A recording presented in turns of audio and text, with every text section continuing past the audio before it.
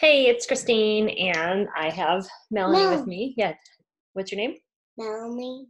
Yep, and she wanted to hang out with me for this video, so she'll be in here for a little while. Um, I'm I'll trying out a be in new here thing. forever. Okay, I'm gonna try out a new thing to record this via Zoom so I can share my screen with you guys. So hopefully you can see all of this, and of course I can't see where I'm looking, so I hope I'm looking at you. Um, so today we're going to talk about what we talked about in the week 5 class. And today in class we learned 3 different breathing techniques to use when we're feeling stressed or frustrated. And we definitely reviewed everything that we learned about over the past 5 weeks. And so I just said here that you can make some options into like a little book for your kids to choose if we're looking about those breathing techniques, or put it on a whiteboard. I have cut out my emotion wheel and I put that up on our whiteboard in our pantry. So that's probably where I could put the breathing techniques too, so that they have something really accessible and usable to go and help identify what emotion they're feeling, and then go ahead and choose a strategy to kind of move through that emotion so that they can stop being reactive and can start being able to move through the emotion, and then develop that thought and then have an appropriate action. So just trying to create that space. So everything that we talked about in the past 5 weeks, I feel like for a lot of these kids, it was a lot of information to take in. And there were definitely some who could have used, who wanted more. And that's why I really want to invite everybody back in November. I'll do the kindergarten through 4th grade kids. And then in January, I'll extend the class for the 5th grade through 8th grade, so that we can really go into much more depth of these topics. But just so you can review, in case you didn't get a chance to watch the videos from week 1 through 4, in week 1, we talked about just feeling the emotion and naming the emotion. And that's where everybody got a feeling wheel. And I'll be making sure that everybody has all of these attachments. So if you didn't get a chance to look at the previous emails, inside this email, you'll have all of these attachments, including the feeling emotion wheel. And then in week 2, we talked about what can you control and who controls you. And that was a theme that we talked about every single class. But there's definitely things in our life that we have control over, and there's definitely things that we don't have control over, namely other people's feelings and other people's emotions and behaviors. I don't have any control over that. I just have control over my own. And we went into talking about our 9 senses. And so, the 5 that we learn about in school, taste, smell, sight, touch, and hearing, but then also our vestibular sense, how we know where we are in space based off of the position of our head, and our proprioceptive sense, how we know where we are in space based off of the position of our joints. And so those 2 senses are super important, because they are foundations for reflexes that we are all born with. But there are reflexes that we are all born with, and then as we get older, we develop our muscles and our strength and our coordination. Those reflexes become integrated, meaning that we do have control over our movements. Not only do those reflexes control movement, but they also control the way we think and how we feel with different emotions. So, because a sensory stimulus then sets off a feeling and emotion, and then we have a reaction. So, if we're stuck at this reflex level, that we're really not in full control of our bodies and we're triggering a reflex, that is all that we're going to get. Or if there's a lot of stress going on with the child, we're going to be back at that reflex level much more quickly. And this is something that I am learning much more about and working with kids individually on how to work through these hard stops, where you're like, my kid is a really smart kid, but they just can't seem to do this, or it seems like they don't want to, or it's viscerally upsetting them every time something happens. And I'm not talking about once in a while, but every time, every day, there's this block that's going on for that particular child. And it may improve in time, but then there's just going to be another block down the road, because if we don't clear out that stumbling block for these kids, if we don't work on integrating these reflexes that were initially meant to be protective for us as infants and newborns, but now really no longer serve a purpose, actually now are inhibiting our development, it is really hard for our kids to meet their potentials. So I'll just leave it there with that reflexes, but just understanding that when we have expectations for our kids and they're not doing it, even though we're really supporting them and we're really giving them all the tools, there's an underlying reason as to why that isn't happening. And that is because they have not yet fully integrated a reflex that should have been integrated a long time ago. So if you have any questions more about reflex integration, I'd be happy to talk with you individually. It's something that really should be done on an individual basis with a kid, not in a class if we're looking at trying to remediate or help a child move through those primitive reflexes and integrate them better. So that was all in week 2. And so 90 seconds to move through a strong emotion. And Joan Rosenberg is an author and a psychologist who wrote a book called 90 Seconds to a Life You Love. And she says that neurologically, neurobiochemically, we need about 90 seconds for that rush of neurotransmitters to kind of come into our system and dissipate.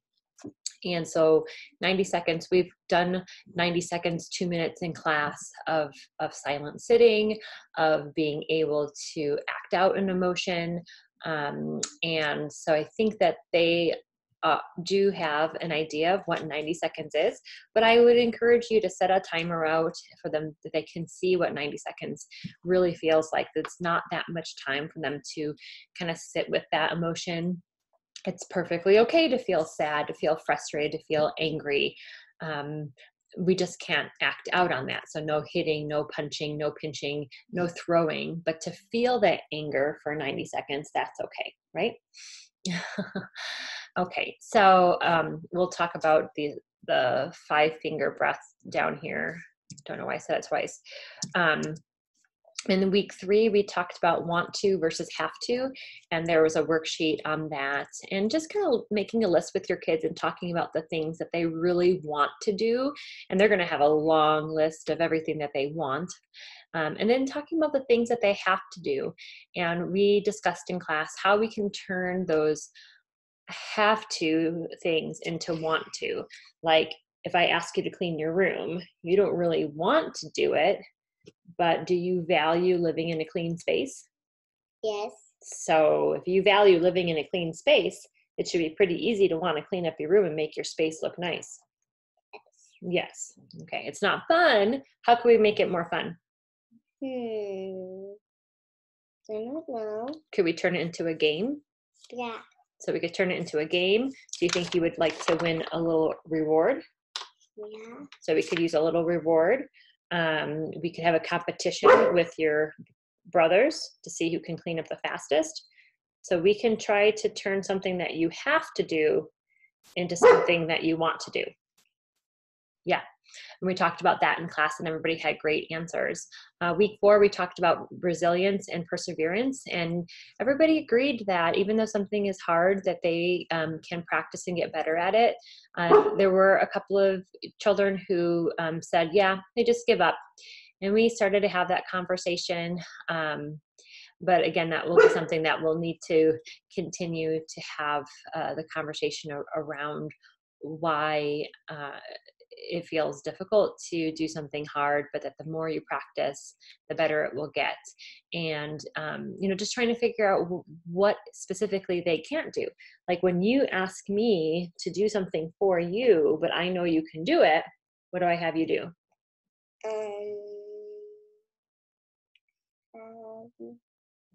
Like if you ask for help doing something that I know you know how to do I just do it for you?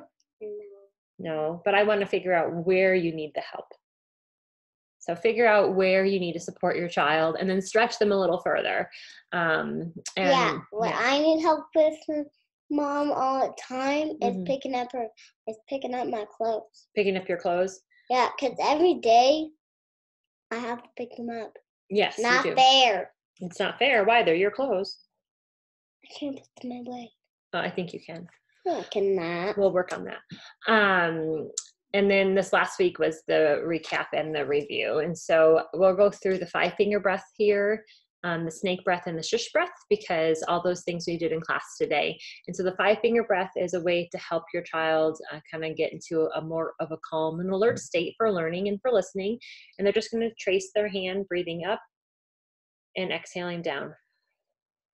And breathing up and exhaling down, up, down, up, down, up, and down. And they can go through that as many times as they need to, but today in class, some of the students did say that at the start of it, they felt kind of anxious, and then by the end of it, they were feeling, I don't think you need to do that.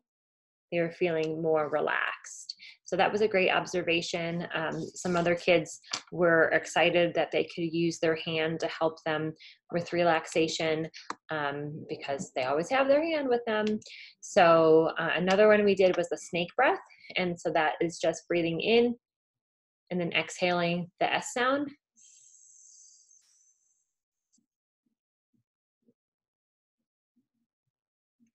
And then just repeating that as often as they need. I tend to teach it in 3s. That S breath is a Qigong exercise, and they do it in series of 3 and 6 and 9. So you can choose 3 is an easy one. And we also did it with a yoga cobra pose as well, where we kind of sat back into child's pose, took a couple of slow breaths, and then pushed up into cobra or upward dog, and exhaled the S breath. And we explained to them today in class why that helps us kind of get more oxygen into our lungs, and how creating that small space as we exhale creates more resistance to keep the sacs in our lungs open longer. So that's kind of cool. I have a couple of kids who are really scientifically minded in class, so I hope that fun fact of keeping those alveolar sacs open was interesting to them. And the last one is the shush breath, which is good for kids who like to talk a lot just on their own because they are still kind of vocalizing something. Shh. And you would continue to breathe in and then out on the shh.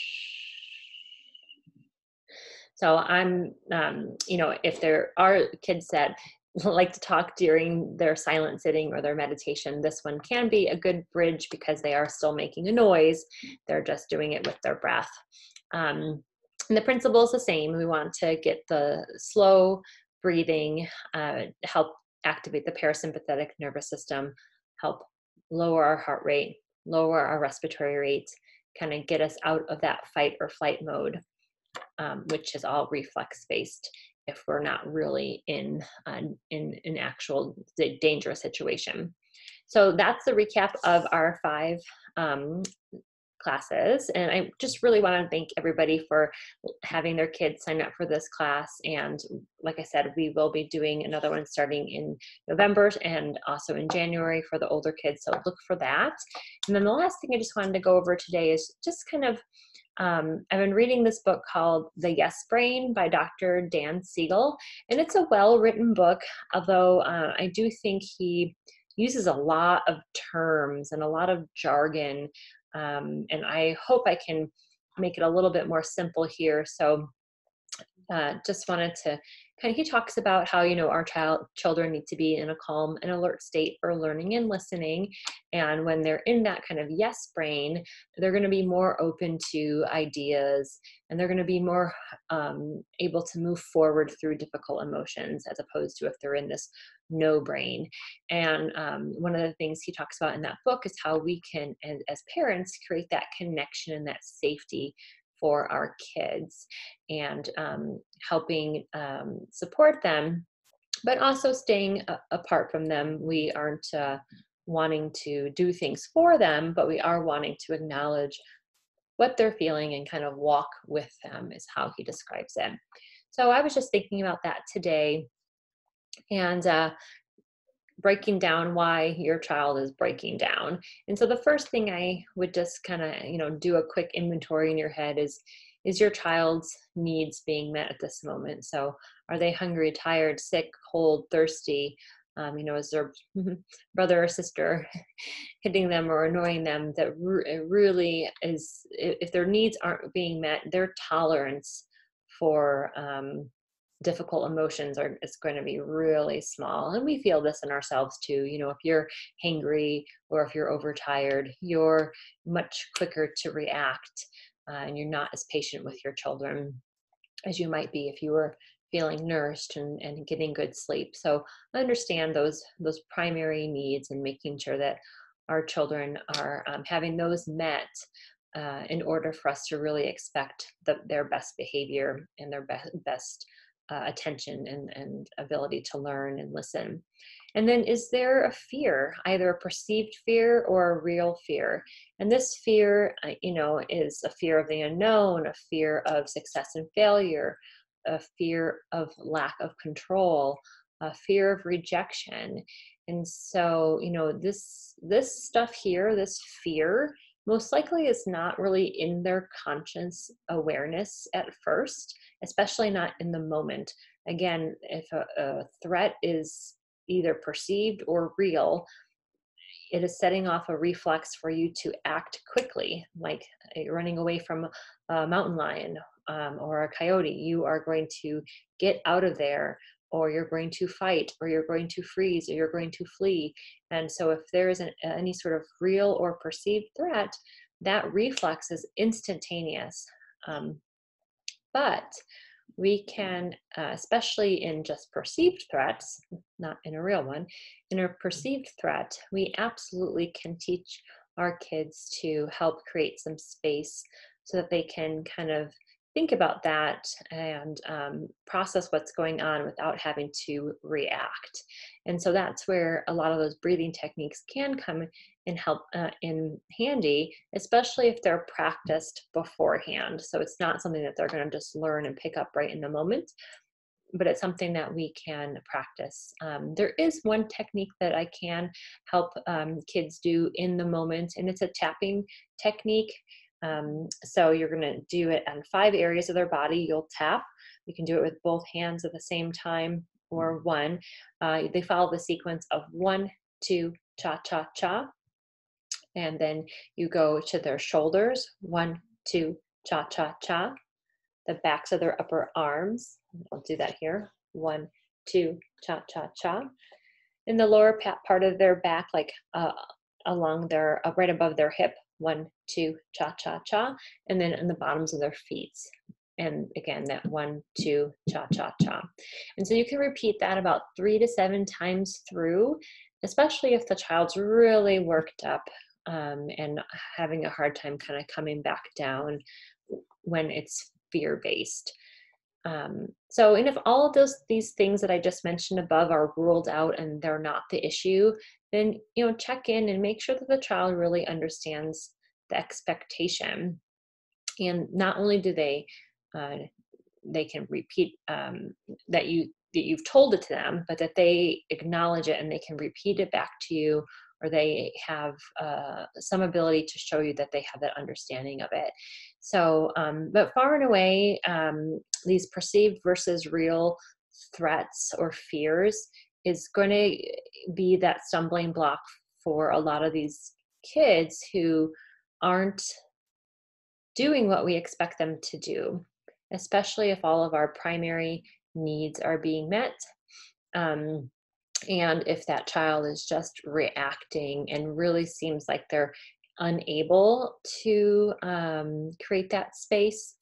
And um, in that case, I do encourage you to reach out to me and see if we can work more individually to really help give your child the tools that they need to help be in that calm, alert state for learning and listening. So thank you again for watching, and reach out to me anytime.